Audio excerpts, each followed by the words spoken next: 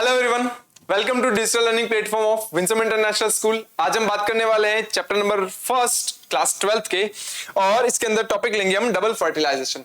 Last के 2 lecture हो चुके हैं इस चैप्टर के।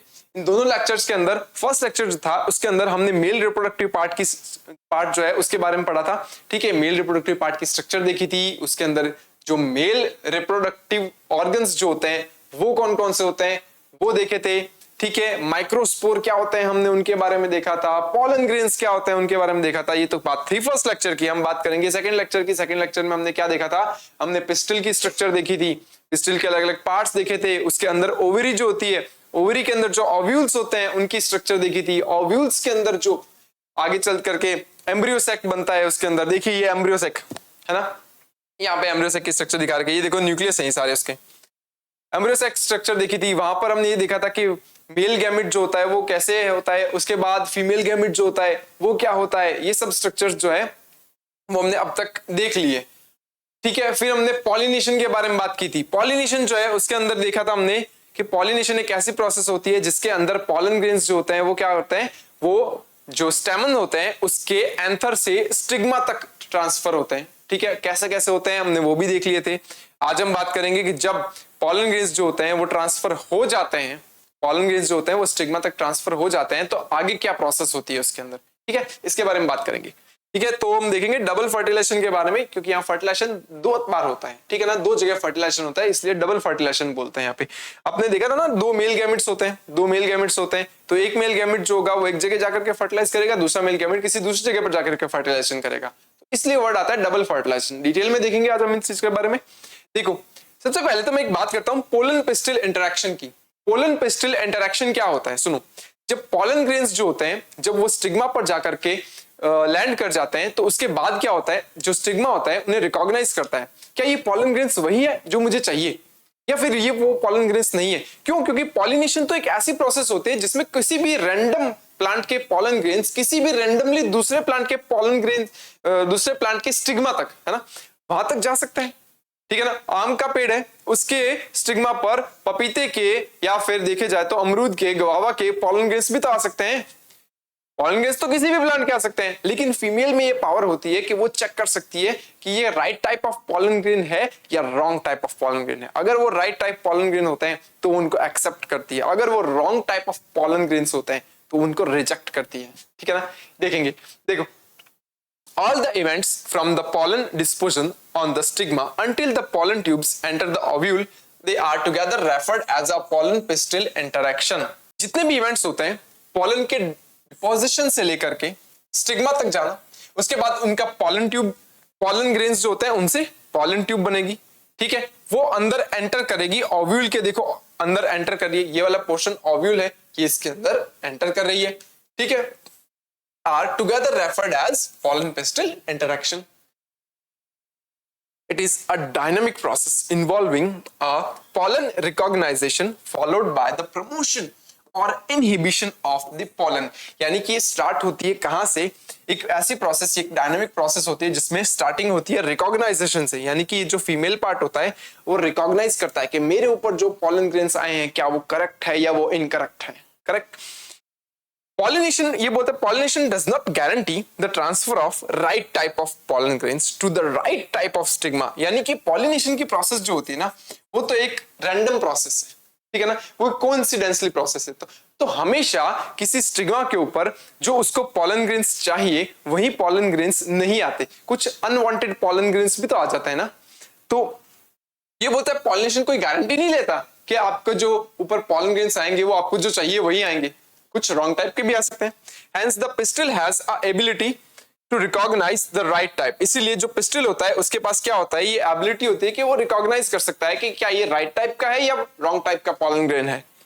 ठीक है, फिर उसके बाद बोलता है देखो, this interaction takes place through the chemical compounds या chemical components produced by them।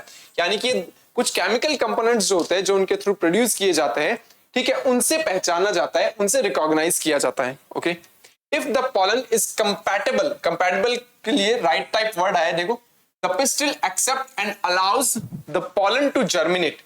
यानी कि अगर वो राइट टाइप का पॉलन ग्रेन है तो पिस्टिल उसको एक्सेप्ट करती है और पॉलन ग्रेन जो होता है वो जर्मिनेट करता है। जब पॉलन ग्रेन जर्मिनेट करता है तब क्या होता है, पॉलन ग्रेन जब जर्मिनेट करता है तो उससे पॉलन ट्यूब निकलती है। If the pollen is incompatible, incompatible का मतलब होता है वो रॉन्ग टाइप का है, the pistil reject the pollen by the preventing the pollen germination on the stigma, ठीक है। या फिर बोलता है कि जब पॉलन ग्रेन्स जो होते हैं वो रॉन्ग टाइप के होते हैं, जब पॉलन ग्रेन्स रॉन्ग टाइप के होंगे तो क्या होगा, पॉलन ग्रेन्स का जर्मिनेशन वहीं रोक दिया जाएगा कि भैया नहीं, आप यहाँ जर्मिनेट नहीं कर सकते क्योंकि आप वो पॉलन ग्रेन नहीं हो जो मुझे चाहिए, ठीक है। और द पॉलन ट्यूब ग्रोथ जो होता है वो भी रोक दी जाती है in the style. The following compatible pollination, the pollen grain produce pollen tube through the one of the germ pore. Okay, देखो एग्जांपल के लिए मैं बात करता हूं, एक एग्जांपल लेकर के समझाता हूं, सुनो। मान लो कि जैसे किसी की शादी होती है तो जो दामाद होता है ना वो पहली बार अपने ससुराल जाता है, जब पहली बार अपने ससुराल जाता है ना तो क्या होता है कि वहां बहुत सारा खाना खिलाया जाता है, आप ये भी खा लो वो भी खा लो, आइसक्रीम खाओ ये खाओ वो खाओ। तो पता है क्या होता है, इतना सारा खाना खाने के बाद जो है ना उनका जो दामाद होता है बड़ा एकदम से ऐसे फूल जाता है, ठीक है ना। तो एग्जैक्टली क्या होता है, जैसे मान लो ये क्या है, ये पिस्टिल है, ये पिस्टिल, ठीक है। यहां पर पॉलन ग्रेन्स आए, ये जाएगा पॉलन ग्रेन्स आएंगे, ये पॉलन ग्रेन्स है। मान लो ये right type of pollen grains है, अगर ये पॉलन ग्रेन्स राइट टाइप के हैं तो इन पॉलन ग्रेन्स को क्या किया जाएगा, यहां पर थोड़ा न्यूट्रिशन दिया जाएगा, जस्ट लाइक दैट कि दामाद को पहली बार अपने ससुराल में जैसे खाना खिलाया जाता है वैसे। देखो यहां इनको न्यूट्रिशन दिया, जब यहाँ इनको न्यूट्रिशन दिया तो ये पॉलन ग्रेन्स जो होंगे वो क्या करेंगे, जर्मिनेट करेंगे। यहाँ न्यूट्रिशन लिया और पॉलन ग्रेन्स जो होते हैं वो जर्मिनेट करते हैं। जब पॉलन ग्रेन्स जर्मिनेट करते हैं तो आपको याद है एक जर्म पोर नाम की एक स्ट्रक्चर होती थी जो कि पॉलन ग्रेन पर मिलती थी, ठीक है। जैसे ये पॉलन ग्रेन है, याद हो तू, ये पॉलन ग्रेन है, इस पॉलन ग्रेन के ऊपर यहां पर इस जगह पर छोटा सा ऐसे पोर होता था जिसको हम बोलते थे जर्म पोर, है ना। यहीं से क्या होता है, इनमें से किसी एक से क्या होता है, यू पॉलन ट्यूब निकलती है। पॉलन ट्यूब जो है वो निकलती है कब, जब ये जर्मिनेट हो जाते हैं उसके बाद। तो यहां से क्या होता है, पॉलन ट्यूब निकलती है, ये पॉलन ट्यूब निकल गई और इसी पॉलन ट्यूब में वो दो मेल गैमेट्स होते हैं जो कि जनरेटिव सेल ने बनाए थे, याद हो तो। जनरेटिव सेल ने जो पॉलन ट्यूब में, जनरेटिव सेल ने जो दो मेल गैमेट बनाए थे वो इसी पॉलन ट्यूब से होकर के नीचे की तरफ जाते हैं। क्यों, क्योंकि पता है कि जो मेल गैमेट्स होते हैं ना, मेल गैमेट्स ये नॉन मोटाइल होते हैं। एनसीईआरटी लिखती है कि मेल गैमेट्स यहाँ पर क्या होता है, नॉन मोटाइल होते हैं। तो यहाँ पर क्या होता है, ये दो मेल गैमेट्स इस जगह पर पॉलन ट्यूब के अंदर प्रेजेंट होते हैं, ये होते हैं, ये यहां से होते हुए नीचे चलते हैं। ओके, तो क्या होगा, देखो the following compatible pollination, the pollen grains produce pollen tube through one of the germ pore. Okay, content of the pollen grain move into the pollen tube, ठीक है। उसके बाद pollen tube जो होता है ना उसके अंदर मूवमेंट होता है, किसका, कंटेंट जो भी होता है pollination का, मतलब दो मेल गैमेट्स की बात कर रहा है वो। Okay, pollen tube grows through the tissues of the stigma and style and reaches to the ovary। यानी कि जो pollen tube होती है वो स्टिग्मा स्टाइल से मूव करते करते करते करते नीचे ओवरी तक पहुंच जाती है। ये देखो ये ओवरी वाला पार्ट, करेक्ट, यहां तक पहुंच जाती है। यहां देखिए, उसके बाद क्या होता है, if the pollen grain is two celled stage, आपको याद है अपनों ने बात की थी कि 60% पॉलन ग्रेन्स जो होते हैं वो टू सेल स्टेज का मतलब होता है जिसके अंदर एक वेजिटेटिव सेल और एक जनरेटिव सेल होती है। इन दो सेल वाली स्टेज में क्या होता है, शेड ऑफ हो जाते हैं अपने एंथर से। तो उन टू सेल्ड वाली स्टेजेस के अंदर क्या होता है, सर कभी थ्री सेल नहीं आती क्या, मैंने उसी टाइम बताया था, मैंने कहा था थ्री सेल स्टेज बनेगी लेकिन वो फीमेल पार्ट तक जाने के बाद बनेगी। देखो तो ये बोलता है if the pollen grains is a two celled stage then the generative cell divides and forms two male gametes inside the pollen tube, correct? If the pollen grains is already three cell stage, अगर वो already three cell stage है जैसा कि remaining 40% plants में होता है, the pollen tube carry two male gametes from the beginning। तो वो starting से क्या होता है, जो अगर देखा जाए तो pollen tube जो होता है उसके अंदर जो male gametes होते हैं वो present होते हैं। Okay, the pollen tube enters into the ovule through the micropyle and then into the embryo sac। उसके बाद वो कहां जाती है, वो माइक्रोपाइल से होते हुए नीचे एम्ब्रियो सेक की तरफ जाती है through the synergids guided by the filiform apparatus. याद हो तो साइनर्जिट सेल के अंदर जो फिलीफॉर्म एपरेटस था वो पॉलन ट्यूब को क्या देता है, गाइडेंस देता है कि किस डायरेक्शन में जाना है।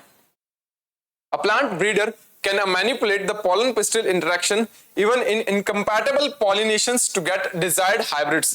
आपको पता है ये बोलता है कि जो प्लांट ब्रीडर जो होता है ना वो मैनिपुलेट कर सकता है, यानी कि वो कुछ चेंजेस ला सकता है पॉलन पिस्टिल इंटरेक्शन के अंदर, इवन इन इनकम्पैटिबल पॉलिनेशन। कभी कभी क्या होता है जो रॉन्ग टाइप के पॉलन ग्रेन्स होते हैं ना, कभी कभी वो भी क्या होता है एक्सेप्ट कर लिए जाता है, गलती से एक्सेप्ट कर लिए जाते हैं, तो क्या हो सकता है हाइब्रिड बन जाता है, वहां पे हाइब्रिड बन जाता है। इसका मतलब ये होता है कि किसी भी दो अलग अलग प्लांट्स के कैरेक्टर्स क्या होते हैं किसी एक प्लांट में आ सकते हैं।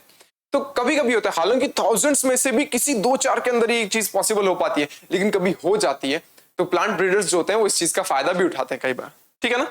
और उनसे क्या मिलते हैं, डिजायर्ड हाइब्रिड्स मिलते हैं, यानी कि एक ही प्लांट में दो तरह के कैरेक्टर्स हो सकते हैं जो हमें चाहिए होते हैं। ओके, यहां देखिए, यहां ये ट्यूब बता रखी है, देखो इस जगह पर, यहां पर ये पॉलन ट्यूब जो है वो निकल रही है, यहां से पॉलन ग्रेन जर्मिनेट होकर के पॉलन ट्यूब निकाल रहे हैं, ये ओवेरी तक पहुंच रही है, ओवेरी तक जाते हुए कहां जा रही है, ये एम्ब्रियो सैक तक जा रही है। देखो ये पॉलन ग्रेन है, ये स्टिग्मा है, ये मेल जर्म सेल है, ठीक है ना। टू सेल स्टेज के अंदर क्या होता है, मेल जर्म सेल जो होती है ना वो यहाँ पॉलन ट्यूब में जाती है, और वहीं पर क्या करती है पता है क्या, वहीं पर वो माइटोसिस करके दो मेल गैमेट्स बनाती है। लेकिन अगर वो ऑलरेडी 3 सेल स्टेज है तो दो मेल गैमेट्स होंगे वो ऑलरेडी इसके अंदर प्रेजेंट होंगे, और जब ये निकल रही होगी तब वो इसके अंदर आ जाएंगे और यहां से वो नीचे पहुंचेंगे, करेक्ट। उसके बाद मैं बात करता हूं, ये पॉलन ट्यूब है, ये ट्यूब दिखाई दे रही है, ये ओवेरी है, ठीक है, और यहाँ नीचे की तरफ दिखा रखा है फीमेल जर्म सेल दिखा रखी है, ये यहां दिखा रखा है ऐसे एम्ब्रियो सैक, यहां ये फीमेल जर्म सेल दिखा रखी है, ठीक है। ये साइनर्जिड सेल्स हैं, पिलिफॉर्म एपरेटस है, और यहां पर यूं ये पॉलन ट्यूब जो है वो यहां पर मूव कर रही है ऐसे।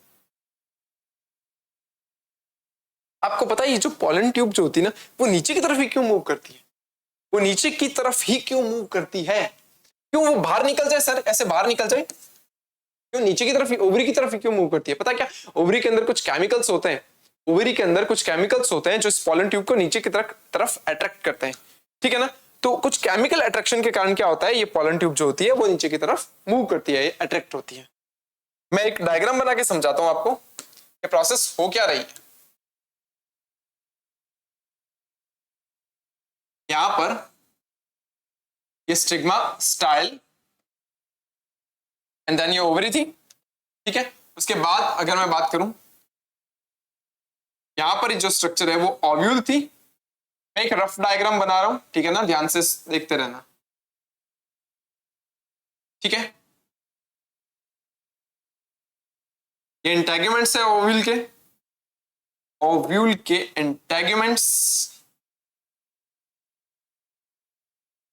और यहां पर अंदर की तरफ क्या था, इस जगह पर एम्ब्रियो सैक था, करेक्ट। ये साइनर्जिड सेल्स, ठीक है, ये सेंट्रल सेल, ये उसके न्यूक्लियाई, और इसके बाहर की तरफ अगर याद हो तो अपनों ने बनाए थे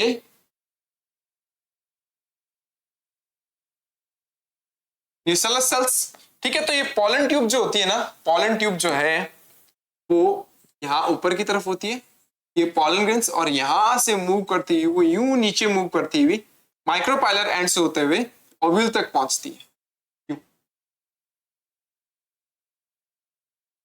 पहुंची, यहां तक पहुंच गई है, ओव्यूल तक पहुंच गई। ओव्यूल में पहुंचने के बाद भी क्या चली गई, वो एम्ब्रियो सैक तक चली गई। आगे हम पढ़ेंगे कि वो एम्ब्रियो सैक के अंदर क्या होता है, एम्ब्रियो सैक में जो दो साइनर्जिड सेल्स होती है उन साइनर्जिड सेल्स में से किसी एक साइनर्जिड सेल के अंदर वो एंटर कर जाती है। अभी तक जो मैंने चीज पढ़ाई है वो सिर्फ यहां तक ही पढ़ाई है।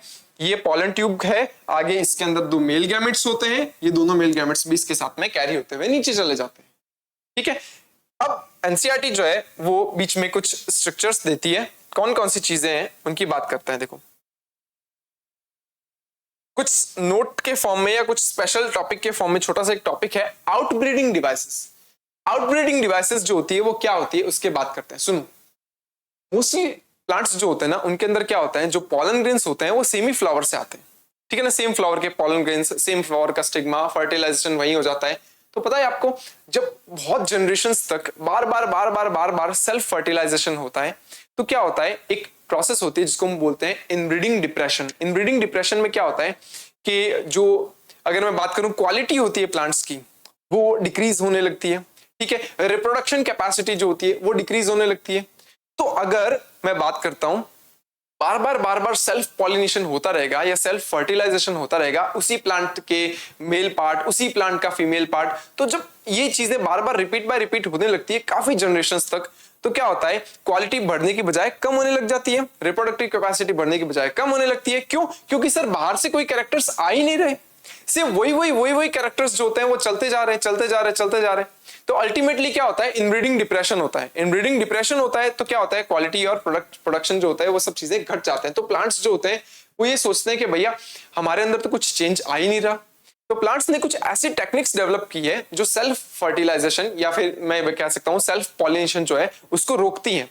और क्रॉस पॉलिनेशन जो होता है ना, मतलब बाहर से कोई दूसरा पॉलन ग्रेन आए, हालांकि सेम स्पीशीज का होना चाहिए, ठीक है ना, तो पॉलन ग्रेन्स आए तो उससे फर्टिलाइजेशन कर ले, वो पॉलिनेशन कंप्लीट करवा दे तो ज्यादा बेटर रहेगा। क्यों? क्योंकि बाहर से आने वाले पॉलन ग्रेन्स के अंदर क्या होंगे, कुछ दूसरे कैरेक्टर्स जो होंगे वो भी प्रेजेंट हो सकते हैं, ठीक है। तो इनब्रीडिंग डिप्रेशन के चांसेस कम रहेंगे। तो क्या होता है, आउटब्रीडिंग डिवाइसेस में क्या होता है, देखो ये बोलता है कि majority of flowering plants produces hermaphrodite flowers. Hermaphrodite flowers का मतलब क्या होता है कि वो बाइसेक्सुअल फ्लावर्स रखते हैं। बाइसेक्सुअल के अंदर मतलब ये है कि उनमें मेल और फीमेल पार्ट दोनों होते हैं। That can undergo self pollination, जिसको हम ऑटोगेमी बोलते हैं। तो ज्यादातर क्या होता है, हर्मेफ्रोडाइट फ्लावर्स जो होते हैं उनके अंदर सेल्फ पॉलिनेशन होता है। Repeated self pollination results the inbreeding depression. Repeated self pollination जो होता है उसके अंदर क्या होगा, इनब्रीडिंग डिप्रेशन हो जाएगा। The flowering plants have developed many devices to avoid self pollination.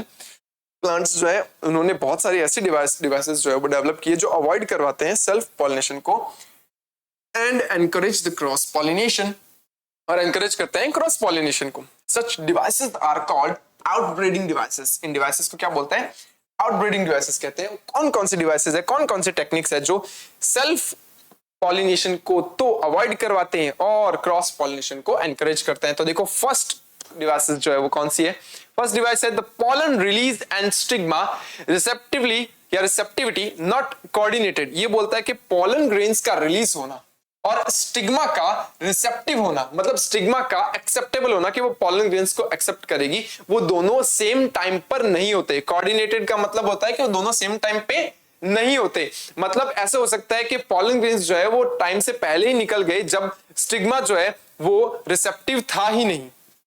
मतलब मैं ये कह सकता हूं कि पॉलन ग्रेन्स जो है वो बहुत ज्यादा जल्दी मैच्योर हो गए और बाहर निकल गए, तब तक वो फीमेल पार्ट जो था या पिस्टल पार्ट जो था वो मैच्योर हुआ ही नहीं। या फिर ऐसा हो सकता है कि पिस्टल पार्ट जो है वो पहले ही मैच्योर हो गया, तब तक एंथर जो है वो मैच्योर हुए ही नहीं थे, पॉलन ग्रेन्स उनके अंदर बने ही नहीं थे। तो क्या होगा, वो जो स्टिग्मा होगा वो कहीं और से उड़ते हुए पॉलन ग्रेन्स जो होंगे उनको ले लेगा। तो क्या यहाँ पर दोनों का मैच्योरेशन एक साथ हुआ क्या? नहीं सर, दोनों का मैच्योरेशन जो होता है वो अलग अलग टाइम पे होता है। इस कारण से क्या होता है, वो सेल्फ पॉलिनेशन नहीं कर पाते वहां पे। देखो in some species pollen release and the stigma receptivity are not synchronized। synchronized का मतलब होता है सेम टाइम पर नहीं होना, ठीक है। either the pollen is released before the stigma becomes receptive and the stigma becomes receptive before the release of pollen। तो देखो either the pollen is released before the stigma becomes receptive, यानी कि या तो pollen grains पहले ही release कर दिए जाएंगे जब तक कि स्टिग्मा रिसेप्टिव नहीं होगा, उससे पहले ही तो pollen grains पहले निकल गए बाहर किसी दूसरे प्लांट के साथ पॉलिनेट करने के लिए। और यह हो सकता है कि स्टिग्मा बिकम्स रिसेप्टिव, स्टिग्मा जो होता है वो रिसेप्टिव हो गया before the release of the pollen grains, यानी कि वो पॉलन ग्रेन्स रिलीज होने से पहले ही क्या हो गया, रिसेप्टिव हो गया। इट प्रिवेंट्स द ऑटोगैमी, तो ये ऑटोगैमी को प्रिवेंट करता है, ठीक है। उसके बाद क्या होता है, different positioning of the anther and stigma, this prevents autogamy. आपको पता है क्या होता है, जैसे स्टिग्मा है, स्टाइल है, ओवरी है, यहां पर पता है क्या होता है, इनकी पोजीशन ही बहुत अलग अलग होती है। यहां नीचे की तरफ लगे होते हैं एंथर, यहां नीचे की तरफ लगे होते हैं एंथर, ठीक है। और बहुत बहुत बहुत ऊपर की तरफ होता है, यहां तक जगह नहीं थी लेकिन मैं और ऊपर बनाता, यहां ऊपर बहुत ऊपर की तरफ लगा होता है ये स्टाइल। तो क्या होता है, यहां से जो पॉलन ग्रेन्स रिलीज होते हैं वो ऊपर वाली स्टाइल तक पहुंच ही नहीं पाते, तो यहां पर ऑटोगैमी हो ही नहीं पाती। क्यों? क्योंकि दोनों की पोजीशन बहुत अलग है। स्टाइल जो है और स्टिग्मा जो है वो तो बहुत ऊपर की तरफ चले गए और एंथर बेचारे सिर्फ नीचे रह गए, तो यहाँ ऑटोगैमी हो ही नहीं सकती। यहाँ ऊपर से कोई दूसरे पॉलन ग्रेन्स जो होंगे वो एक्सेप्ट कर लिए जाएंगे, नीचे वाले बेचारे जो एंथर है वो ऐसे देखते रह जाएंगे, या ये वो हवा से उड़ करके कहीं दूसरी जगह जा सकते हैं, तो यहाँ ऑटोगैमी नहीं होती। और देखते हैं सेल्फ इनकम्पैटिबिलिटी। सेल्फ इनकम्पैटिबिलिटी का मतलब क्या होता है कि यहाँ पर मैंने कहा था ना थोड़ी देर पहले कि जो फीमेल पार्ट होता है ना वो बड़ा ही समझदार सा होता है, उसको पता होता है क्या चीज सही है और क्या चीज गलत है। जब पता है प्लांट को ये पता चलता है ना कि इनब्रीडिंग डिप्रेशन हो जाएगा भैया, ठीक है ना, कि बार बार सेल्फ फर्टिलाइजेशन होगा तो इनब्रीडिंग डिप्रेशन हो जाएगा, तो वहां पर जो स्टिग्मा होती है ना, स्टिग्मा ये क्या करती है, अगर उसी फ्लावर से पॉलन ग्रेन आते हैं तो उनको रिजेक्ट कर देती है। क्योंकि आपको पता है ना क्योंकि ना फीमेल पार्ट जो होता है वो एक्सेप्ट कर सकता है या रिजेक्ट कर सकता है। तो यहां पर ऑटोगेमी से बचने के लिए अगर पॉलन ग्रेन सेम ही फ्लावर से या सेम ही प्लांट से आए हैं तो यहां पर वो उसको फीमेल पार्ट जो है वो उन पॉलन ग्रेन्स को रिजेक्ट कर सकता है। तो देखो उसको सेल्फ इनकम्पैटिबिलिटी बोलते हैं। It is the genetic mechanism to prevent self pollination, ठीक है, फ्रॉम द सेम फ्लावर या the either flowers of the same plant, या तो वो सेम ही फ्लावर से आ सकते हैं पॉलन ग्रेन्स या वो उसी प्लांट के किसी दूसरे फ्लावर से आ सकते हैं। तो प्लांट तो कुल मिला के एक ही हो गया ना, सेम प्लांट हो गया। तो यहां पर जब एक ही फ्लावर से या सेम प्लांट से पॉलन ग्रेन्स आते हैं तो वो प्रिवेंट करता है, ठीक है, and form the fertilization by inhibiting pollen germination और the pollen tube growth in the pistil. यानी कि वो क्या करता है, जेनेटिक मैकेनिज्म है जिसके अंदर अगर सेल्फ पॉलिनेशन हो रहा होता है तो वो फर्टिलाइजेशन नहीं होने देता। क्यों? क्योंकि वो इनहिबिट कर देता है पॉलन जर्मिनेशन को, मतलब वो रिजेक्ट कर देता है उसको।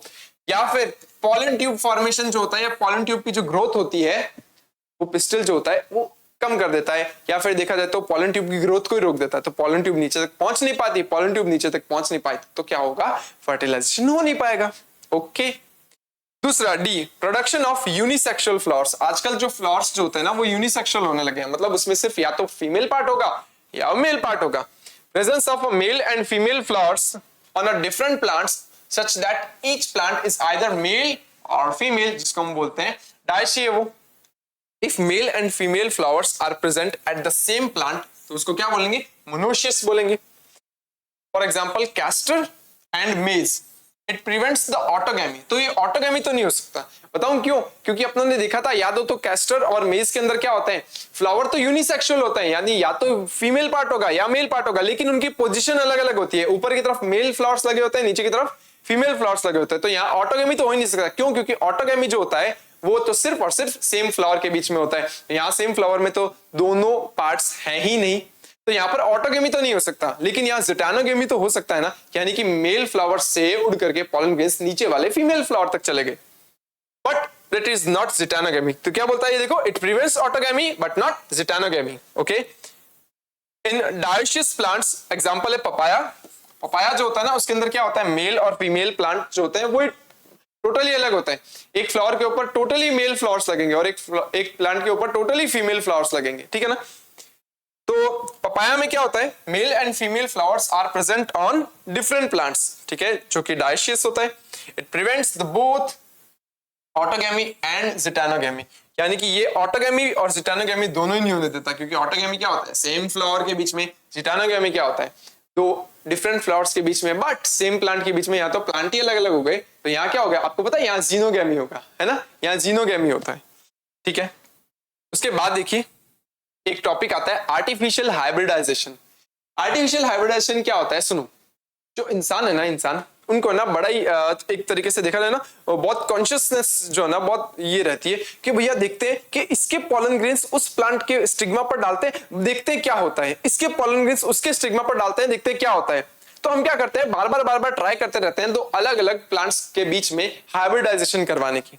जब दो अलग अलग प्लांट्स के बीच में हाइब्रिडाइजेशन करवाने की ट्राई किया जाता है तो सबसे पहले उनके अंदर क्या हो रोका जाता है, उनके अंदर मेल और फीमेल पार्ट दोनों को आपस में फर्टिलाइजेशन करने से रोका जाता है। तो या तो आप मेल पार्ट को हटाओ, तो यहाँ पर क्या किया जाता है, मेल पार्ट जो होता है उनको हटा दिया जाता है ताकि उस फ्लावर के अंदर सिर्फ फीमेल पार्ट रहे। फिर हम जिस प्लांट के साथ उसका हाइब्रिडाइजेशन करवाना चाहते हैं ना, उसके पॉलन ग्रेन्स लेकर के हम आर्टिफिशियल उसके ऊपर क्या करते हैं, शेड कर देते हैं, छिड़क देते हैं। तो हम ये देखना चाहते हैं कि क्या किसी दूसरे स्पीशीज के प्लांट का किसी एक प्लांट के साथ में हाइब्रिडाइजेशन हो पाता है कि नहीं हो पाता है, ठीक है। तो वो आर्टिफिशियल हाइब्रिडाइजेशन होता है, ठीक है। Artificial hybridisation one of the major approaches of a crop improvement programs. तो ये इसका यूज किया जाता है क्रॉप इंप्रूवमेंट प्रोग्राम्स के लिए, to improve the crop yield. Okay, in this method the desired pollen grains are used for the pollination. Correct, जो हम जिस पॉलन ग्रेन्स को चाहते हैं, जो डिजायर्ड पॉलन ग्रेन्स होते हैं जो हमें चाहिए, हम सिर्फ उन्हीं का यूज करते हैं, बाकी के सारे पार्ट्स जो होते हैं वो हम हटा देते हैं, ठीक है। जो एंथर वाले पार्ट होते हैं वही उन्हीं की बात चल रही है। This is achieved by emasculation and the bagging techniques. Emasculation और बैगिंग कुछ ऐसी टेक्निक्स होती है जो कि आर्टिफिशियल हाइब्रिडाइजेशन का ही स्टेप्स होते हैं। देखो सबसे पहले यहाँ पर क्या दिखा रखा है, हमने देख रखा है कि यहाँ पर हम क्या कर रहे हैं, एंथर वाला पार्ट जो होता है ना उसको हम क्या कर रहे हैं, अलग कर रहे हैं। ठीक है, वो सीजर से अलग कर सकते हैं, ठीक है, या फिर वो चिमटी जो होती है, फोर्सेप्स जो होती है उससे अलग कर सकते हैं, हम अलग कर सकते हैं इसको। तो हमने क्या किया, ये इमैस्कुलेशन प्रोसेस के थ्रू क्या किया, यहाँ पर जो जितने भी एंथर यानी मेल पार्ट थे उन सबको हटा दिया। ये काम तब किया जाना चाहिए जब फ्लावर मैच्योर नहीं हुआ हो, उससे पहले, क्योंकि अगर एक बार फ्लावर मैच्योर हो गया तो हो सकता है कि पॉलन ग्रेन्स कुछ ना कुछ रिलीज होकर के स्टिग्मा पर चले गए हों। तो मैच्योरेशन से पहले ही ये काम किया जाता है। तो इमैस्कुलेशन एक ऐसी प्रोसेस होती है जिसके अंदर हम क्या करते हैं, एंथर जो होता है वो हटा देते हैं किसी फ्लावर से, लेकिन फीमेल पार्ट जो होता है, पिस्टल जो होता है, वो रहने देते हैं। ओके, उसके बाद क्या किया, जैसे मान लो इसका जो एंथर है, मुझे इसके पॉलन ग्रेन्स चाहिए थे, इस फ्लावर के पॉलन ग्रेन्स चाहिए थे, तो यहां से पॉलन ग्रेन्स लेकर के मैंने आर्टिफिशियली इसके ऊपर कुछ ब्रश लगाते हैं, ब्रश से पॉलन ग्रेन्स कलेक्ट करके उसके ऊपर डाल देते हैं। तो देखो आगे क्या होता है। तो पहली प्रोसेस क्या होती है, emasculation. Emasculation is the process of removal of anthers, okay, using forceps या सीजर्स, किसी के यूज से भी कर सकते हैं, फ्रॉम द बाइसेक्सुअल फ्लावर्स। ठीक है, जब फ्लावर बाइसेक्सुअल होता है तब हम ये करते हैं, ठीक है, और फ्लावर जब बड स्टेज में होता है तभी करते हैं, मतलब जब मैच्योर नहीं हुआ हो, without affecting the female reproductive part. हाँ ध्यान रखना, ये बोलता है कि इसके अंदर फीमेल रिप्रोडक्टिव पार्ट को बिल्कुल भी नुकसान नहीं होना चाहिए। इसके बाद क्या होता है, बैगिंग कर देते हैं। हम क्या करते हैं, इस फ्लावर को इसके ऊपर क्या होते हैं, बैग से इसको कवर अप कर देते हैं, ठीक है ना, मान लो ऐसे ना, बैग से इसके ऊपर कवर लगा देते हैं।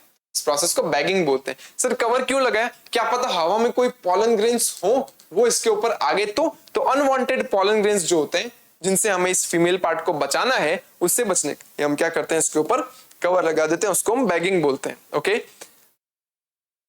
emasculated flowers are then covered with a suitable bag made up from किसका, बटर पेपर का बना होता है, to prevent contamination of this stigma with unwanted pollen grains. This is called bagging, correct?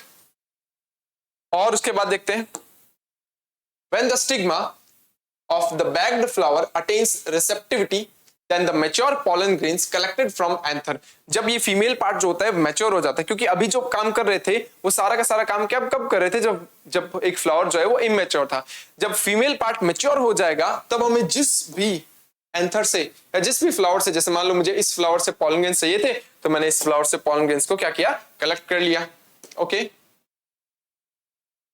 the mature is collected from anther of the male parent and dusted on stigma, और stigma के ऊपर क्या कर दिए जाते हैं, शेड कर दिए जाते हैं, डस्टेड कर दिए जाते हैं।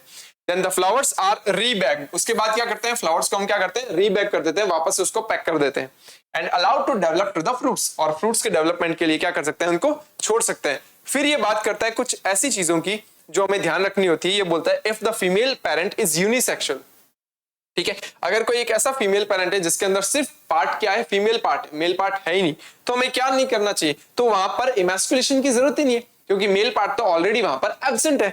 तो देखो, if the female parent is unisexual then there is a no need for emasculation. Important है। In this case, the female flower buds are directly bagged before the flowers are open। यानी कि जब फ्लावर ओपन नहीं होते उससे पहले, emasculation की तो जरूरत है नहीं, उससे पहले हम क्या कर सकते हैं, उसको बैग्ड कर सकते हैं। When the stigma becomes receptive, the suitable pollen grains are dusted into it so as to allow germination। उसके बाद क्या हो सकता है, आगे चल करके जो भी पॉलन ग्रेन्स हमें चाहिए, जब वो फीमेल फ्लावर ओपन हो जाता है तो उसके ऊपर हम डस्टेड कर देंगे, और आगे चल करके हम देखेंगे कि फ्रूट या सीड्स जो होते हैं वो कैसा बनता है। ये प्रोसेस जो होती है वो आर्टिफिशियल हाइब्रिडाइजेशन कही जाती है। आगे देखते हैं। अब आते हैं हम वापस से अपनी इस प्रोसेस पे जिसको हम बोलते हैं डबल फर्टिलाइजेशन। डबल फर्टिलाइजेशन क्या होता है उसकी बात करते हैं। देखो, डबल फर्टिलाइजेशन से पहले मैं आपको एक डायग्राम बना करके समझा देता हूं क्या है। आपको याद है ये वाला पोर्शन जो है, इसको अपनों ने एम्ब्रियो सैक बोला था, ये एग सेल थी, ये दोनों साइनर्जिड सेल्स थी, ये इनका फिलिफॉर्म एपरेटस था। ओके, उसके बाद ये पोलर न्यूक्लियाई थे, ये क्या है, एंटीपोडल सेल्स है। जैसे ही पॉलन ट्यूब आती है, पॉलन ट्यूब आती है, ये पॉलन ट्यूब जो होती है वो किसी एक साइनर्जिड सेल के अंदर एंटर करती है। ध्यान से सुनते रहे, ये एक किसी भी एक साइनर्जिड सेल के अंदर एंटर करती है, करवा देते हैं एंटर एक साइनर्जिड सेल के अंदर। फिर एनसीईआरटी लिखती है कि वो जो अपने दोनों मेल गैमेट होते हैं वो दोनों उस साइनर्जिड सेल के अंदर रिलीज कर देती है, करवा देते हैं रिलीज। तो यहां पर क्या होता है, ये दोनों के दोनों मेल गैमेट यहां साइनर्जिड सेल में रिलीज हो गए। करेक्ट, ये दोनों मेल गैमेट। अच्छा, मेल गैमेट कैसे होते हैं? एन होते हैं सर। ओके, ये फीमेल गैमेट है, फीमेल गैमेट भी कैसा होता है? Gametes are always n. Okay, polar nuclei n, haploid है, ठीक है। उसके बाद क्या होगा, ये साइनर्जिड सेल जो होगी ना, ये भी आगे चल करके बस्ट हो जाएगी, फट जाएगी, और ये दो मेल गैमेट आगे की तरफ मूव करेंगे। इसमें से पता है एक मेल गैमेट जाएगा और इस सेल के साथ जाकर के फर्टिलाइज कर लेगा, जिसको हम बोलते हैं एग सेल। एग सेल इसके साथ जाकर के फर्टिलाइज करेगा, और दूसरा मेल गैमेट भागेगा इन पोलर न्यूक्लियाई की तरफ। पता है, ये दो पोलर न्यूक्लियाई है, इनकी तरफ भागेगा, और यहां पर इन पोलर न्यूक्लियाई के साथ जाकर के ये क्या करेगा? फर्टिलाइज करेगा। ठीक है, पता है कि यहां पर फर्टिलाइजेशन क्या होता है? 2 बार होता है। ये जो एन एक मेल गैमेट और एक फीमेल गैमेट जो है, इन दोनों का जो फर्टिलाइजेशन होता है इसको हम बोलते हैं सिनगैमी। ये सिनगैमी है, ठीक है। और यहां पर एक दूसरी तरीके से क्या होगा, पोलर न्यूक्लियाई के साथ ये एक मेल गैमेट जाएगा। इस प्रोसेस को हम बोलते हैं डबल फर्टिलाइजेशन, क्योंकि यहाँ फर्टिलाइजेशन कितनी बार हो रहा है? 2 बार हो रहा है, एक बार एग सेल के साथ, दूसरा पोलर न्यूक्लियाई के साथ, इसलिए इस प्रोसेस का नाम डबल फर्टिलाइजेशन रखा जाता है। देखो कैसे, ये हो गया, ये फीमेल गैमेट, ये मेल गैमेट यहां पहुंच गया, ठीक है। दूसरा, ये 2 पोलर न्यूक्लियाई है, ये भी एन, ये भी एन, ये भी एन, और दोनों मेल गैमेट्स जो है वो भी एन है, एन, और यहां पर ये एन है। धीरे धीरे क्या होगा, जब इन दोनों का फर्टिलाइजेशन हो जाएगा तब एक डिप्लॉयड स्ट्रक्चर बनेगी, दैट इज कॉल्ड जाइगोट। ये डिप्लॉयड सेल बनेगी, 1 सेल होती है, क्योंकि एन मेल और एन फीमेल दोनों मिलकर के 2n स्ट्रक्चर बनाएंगे, दैट इज कॉल्ड जाइगोट। ये जाइगोट होती है, ठीक है। उसके बाद यहां पर पता है क्या, ये 3 न्यूक्लियस जो होंगे ना वो आपस में फ्यूज कर जाएंगे। जब ये 3 न्यूक्लियाई आपस में फ्यूज कर जाएंगे, एक बड़ा सा न्यूक्लियस बनेगा, बड़ा सा न्यूक्लियस। पता है कैसा होगा? एन होगा कि 2n होगा कि 3n होगा? वो 3n होगा, 3n न्यूक्लियस होगा, वो एन एन एन एन मिलकर के 3n न्यूक्लियस बनता है। पता है यहां पर इस प्रोसेस को ट्रिपल फ्यूजन भी बोलते हैं, ट्रिपल फ्यूजन बोलते हैं। ये ट्रिपल फ्यूजन जो होता है वो एंजियोस्पर्म्स का कैरेक्टरिस्टिक है, जो फ्लावरिंग प्लांट्स होते हैं ना उनका कैरेक्टरिस्टिक है वो, ठीक है ना। ट्रिपल फ्यूजन 3n न्यूक्लियस बनता है, तो यहां बनेगा जाइगोट, यहां बनेगा 3n न्यूक्लियस। इसको पता है क्या बोलते हैं? इसको हम बोलते हैं PEN, primary endosperm nucleus, PEN बोलते हैं, ठीक है ना। आगे बताऊंगा, पहले इस प्रोसेस को अपने पढ़ लेते हैं, ठीक है ना। देखो, after entering one of the साइनर्जिड, the pollen tube release the 2 male gametes into the cytoplasm of synergid cell। ठीक है, साइनर्जिड सेल में एंटर करने के बाद वो 2 मेल गैमेट्स जो होते हैं वो क्या कर दिए जाते हैं? साइनर्जिड सेल के साइटोप्लाज्म में रिलीज कर दिए जाते हैं। देख लिया आप लोगों ने, आगे चलते हैं।